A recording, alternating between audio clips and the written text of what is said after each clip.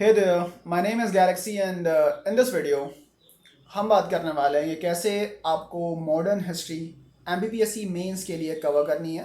क्या सोर्सेस आपके होंगे, किस टाइप के क्वेश्चंस प्रीवियस ईयर मेंस में आ रखे हैं एंड जो आपका प्री है उसको साथ में लेते हुए कैसे आपको वन टाइम में अपनी मॉडर्न हिस्ट्री कंप्लीट करनी है। नेक्स्ट वीडियोस मैं मेडिवल हिस्ट्री एंशिएंट हिस्ट्री के लिए बताऊंगा और जो एमपी की जो 2 यूनिट्स है हिस्ट्री के सिलेबस में उसके बारे में अपन नेक्स्ट के आने वाले वीडियो में बात करेंगे। ठीक है, तो पहले अपन बात करने वाले हैं मेंस के सिलेबस के बारे में। हम अपना बेस सिलेबस उठाने वाले हैं, अपन कुछ भी सिलेबस के बाहर बात नहीं करने वाले। ठीक है, तो कहीं मैं मेंस का सिलेबस खोलूँ हिस्ट्री का तो जो जीएस पेपर नंबर 1 का पार्ट ए है वो आपका हिस्ट्री है। इसमें 5 यूनिट है, हर यूनिट से आपको 30 मार्क्स के क्वेश्चन आने वाले हैं। लास्ट की 2 यूनिट आपकी हिस्ट्री ऑफ एमपी से करती है डी। ठीक है, और ऊपर की जो 3 यूनिट है वो नेशनल लेवल की हिस्ट्री है। ठीक है, इस वीडियो में हम बात कर रहे हैं मॉडर्न हिस्ट्री की। मॉडर्न हिस्ट्री प्री के लिए और मेंस के लिए दोनों के बारे में अपन लोग बात कर रहे हैं। ठीक है, पहले अपन लोग थोड़ा सिलेबस पढ़ लेते हैं कि क्या एक्चुअली में इंक्लूडेड है सिलेबस में। उसके बाद मैं आपको एक्सप्लेन करूंगा क्या आपके सोर्सेस होने चाहिए। राइट, कहीं मैं जो पहली यूनिट है मेंस के आपके सिलेबस की कहीं उसके बारे में कहीं मैं बात करूं लिखा हुआ है Indian history, political, economical, social and cultural history of India from Harappan civilization to 10th century AD. फिर जो यूनिट नंबर 2 है उसमें पहला पॉइंट है political, economical, social, cultural history of India from 11th century to 18th century.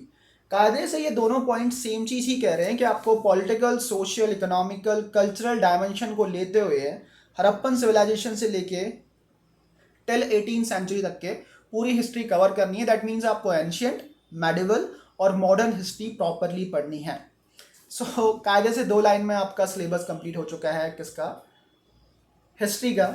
But उनने as you know कि हर unit से 30 marks के क्वेश्चन आने वाले हैं। उनने इन यूनिट्स को एक्सपांड भी करा है, कुछ स्पेसिफिक टॉपिक इंक्लूड करे हैं जो आपको स्पेसिफिकली अच्छे से पढ़ने हैं मेंस के लिए, वहाँ से क्वेश्चन आएंगे।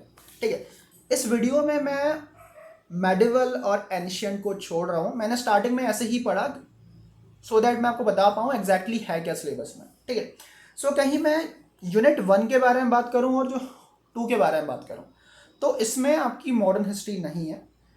इसमें यूनिट जो 2 के पॉइंट नंबर 3 में लिखा है impact of British rule on Indian economy society, ये सिर्फ आपके मॉडर्न हिस्ट्री का पार्ट है। तो आपको ये अच्छे से करना है प्रिपेयर। ठीक है, प्रीवियस ईयर में काफ़ी फेमस क्वेश्चन है कि what was the impact of British rule on Indian economy and society, कैसे कैसे रिफॉर्म उनके कारण हमारी सोसाइटी में बंद हो गया है। तो ये बहुत बार क्वेश्चन आ चुका है, आपको ये स्पेसिफिकली पढ़ना पड़ेगा अपने हिस्ट्री पढ़ने के बाद। ठीक है, फिर उसके बाद जो यूनिट नंबर 3 है ये कंप्लीटली मॉडर्न हिस्ट्री से आपकी डील करती है। ठीक है, इसमें लिखा हुआ है reaction of India against British colonial rule, ये मेन हेडिंग है। उसके बाद पीजेंट एंड ट्राइबल रिवोल्ट। इस बार एमपीपीएससी मेंस में 2021 वाले में क्वेश्चन आया था कि सन्यासी रिवोल्ट पे आपको 5 मार्क्स में लिखना है, वो यहीं से आया गया था। ठीक है, उसके बाद है the first struggle of independence. Previous year में क्वेश्चन आ रखा है what were the causes of revolt of 1857, what was the cause of failure, what was the impact of that revolt. और जो रीजनल लीडर्स थे जैसे कि रानी लक्ष्मीबाई, तात्या तोपे, इनके बारे में क्वेश्चन आपसे पूछे जाएंगे। राइट, ये बेसिकली हो गया पॉइंट नंबर 2। एंड उसके बाद है इंडियन रेनेसांस के कैसे रिफॉर्म मूवमेंट जो चले थे हमारे इंडिया में, जैसे कि जो ज्योतिबा फूले हो गया, अनटचेबिलिटी को हटाने के लिए उन्होंने एफर्ट्स लिए थे, है ना। सावित्री बाई फूले आपके एथिक्स का भी पार्ट है बट वो यहाँ पे भी इंक्लूड होगी। ब्रह्मो समाज, राजा राम मोहन रॉय क्या कॉन्ट्रीब्यूशन है, कैसे अपन ने रिफॉर्म किया, वो आपको यहाँ पे पढ़ना है। कायदे से ये आपकी मॉडर्न हिस्ट्री का ही पार्ट है। तो जो स्टार्टिंग के 2 लाइन है उसमें ये इंक्लूड हो जाना चाहिए, बट उन्होंने स्पेसिफिकली इसको अलग से मेंशन कर रखा है बिकॉज यहाँ से अलग से क्वेश्चन आते हैं।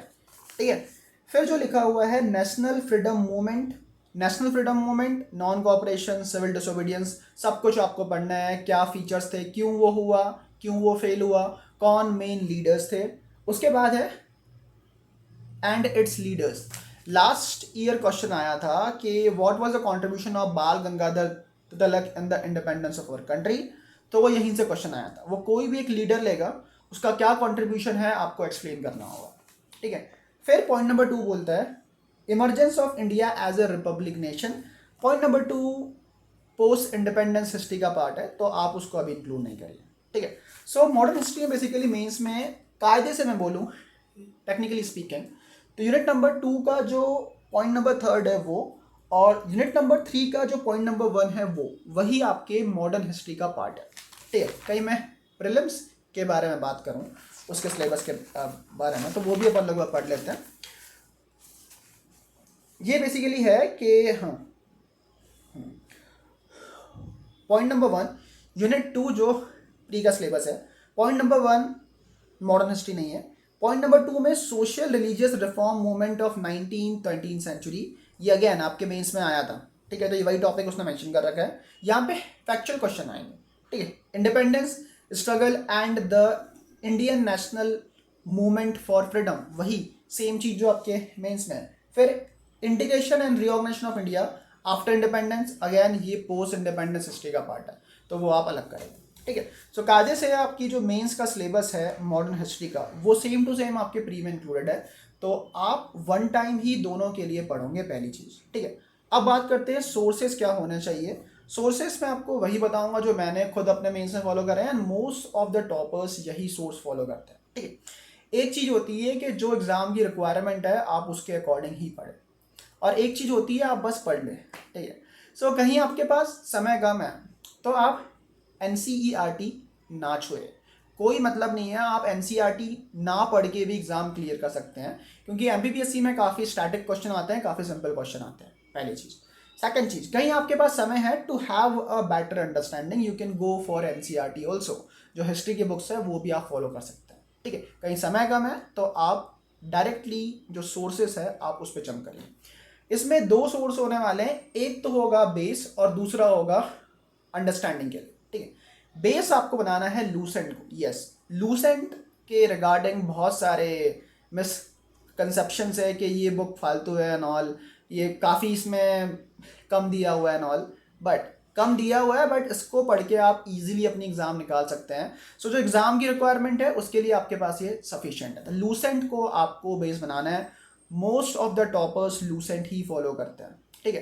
सेकेंड, कहीं आपका बैकग्राउंड हिस्ट्री है तो आपके लिए हिस्ट्री पढ़ना ईजी है। मेरा बैकग्राउंड साइंस था, so it was difficult for me to understand history, तो मुझे टीचर की रिक्वायरमेंट हुई थी, तो मैंने जो महिपाल सिंह राठौर का यूट्यूब पे मॉडर्न हिस्ट्री की पूरी सीरीज़ है वो फॉलो करी थी। उससे मेरी पूरी अंडरस्टैंडिंग ठीक हो गई हिस्ट्री के रिगार्डिंग, और मैंने अपनी मॉडर्न हिस्ट्री ईजिली कंप्लीट कर ली। सो आपको सिर्फ दो सोर्स फॉलो करने हैं, कहीं आपके पास समय कम है।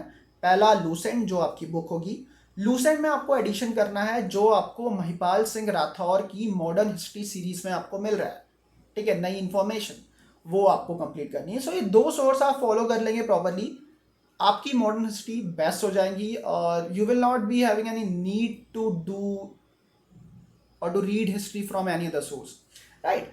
सो ये मेरे अकॉर्डिंग बेस्ट स्ट्रेटजी है जो आप फॉलो कर सकते हैं। कहीं इनकेस आपके पास टाइम है then go for NCERT also, कहीं टाइम नहीं है तो ये दो source is more than enough for you, आप ये फॉलो कर सकते हैं। नेक्स्ट वीडियो में अपन लोग बात करेंगे मेडिवल हिस्ट्री के बारे में और एंशिएंट हिस्ट्री के बारे में।